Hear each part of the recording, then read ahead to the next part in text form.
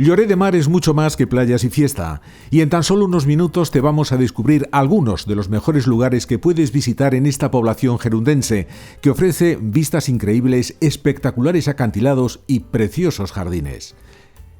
Lloret de Mar es una población eminentemente turística que vive sus momentos de máxima actividad entre marzo y octubre.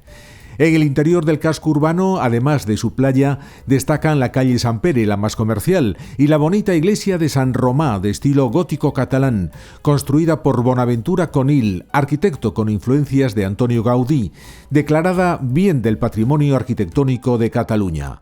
En el Paseo Agustí Font, los aficionados al automóvil evocarán nombres de grandes pilotos ganadores del Rally Costa Brava. Una placa recuerda a los vencedores de la prueba y en el suelo del paseo se muestran las huellas de las manos de Carlos Sainz y Luis Moya, Magarrae, Mäkinen y otros grandes pilotos. Una de las mejores actividades que puedes hacer en Lloret es recorrer los caminos de ronda. Desde el centro salen dos de ellos, son senderos que recorren los acantilados y que en su día fueron usados por pescadores y caminantes, pero también por contrabandistas.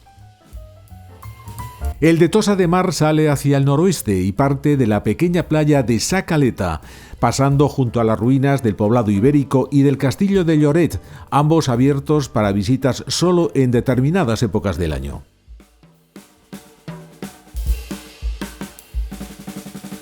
Tiene una longitud de 12 kilómetros y discurre entre los roquedales hasta alcanzar la villa de Tossa de Mar.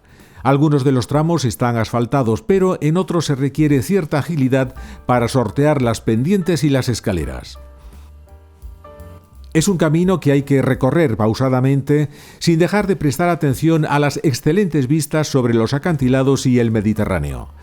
Para ello es aconsejable aprovechar los miradores desde los que se observan pequeñas calas como las de Portopí, Figuera d'Allà o Raya de l'Aigua.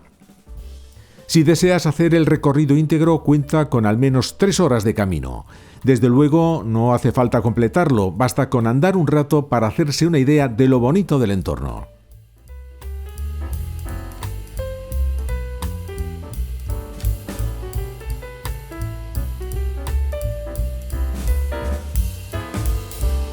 El otro camino de ronda sale del inicio de la playa de Lloret, justo en el lado contrario en dirección a Blanes, pasando por la playa de Fenals. Hasta esta hay una distancia de 1.310 metros. Hacerlo completo hasta Blanes tomaría más de 2 horas. Como en el caso anterior, no es indicado para personas con dificultades de movilidad. Aunque no es muy exigente, hay que tener cierto nivel físico para vencer las cuestas y subir y bajar las escaleras que nos vamos a encontrar. A poco de iniciarlo, bordearemos el monumento a la mujer marinera.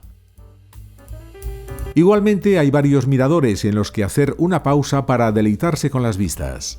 Desde luego, si visitáis Lloret, no dejéis de hacer alguno de estos dos caminos y, si es posible, ambos. A continuación se pasa por Cala Banis y por el castillo de Sant Joan, una fortaleza que se eleva a 60 metros sobre el nivel del mar. Desde ahí se desciende a Fenals, la segunda playa más grande de Lloret. Tiene una longitud de 700 metros y un ancho de 45 metros. Se halla en una zona menos turística que la playa principal, aunque también rodeada de varios hoteles.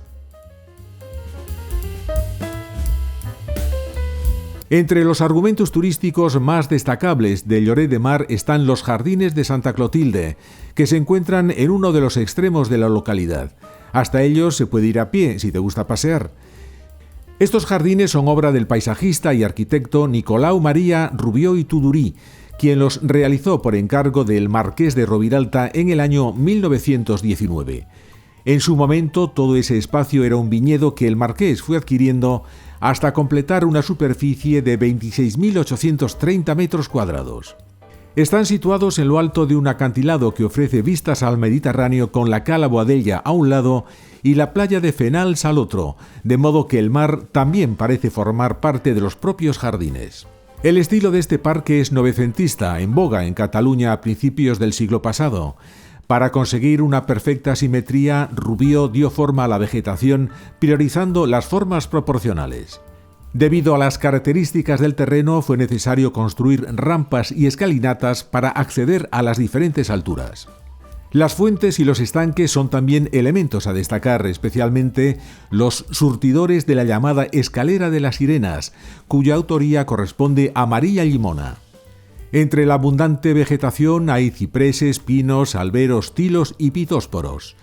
La vista de esta escalera desde la parte superior fue ensalzada por el gran escritor de Palamós, Josep Pla, que alude a ella en su libro Guía de la Costa Brava.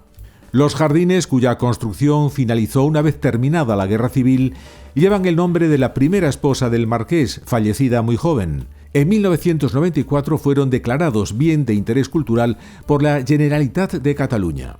El Ayuntamiento de Lloret los adquirió a la familia Roviralta en 1997 para integrarlos en el patrimonio municipal y que pudieran ser visitados por el público.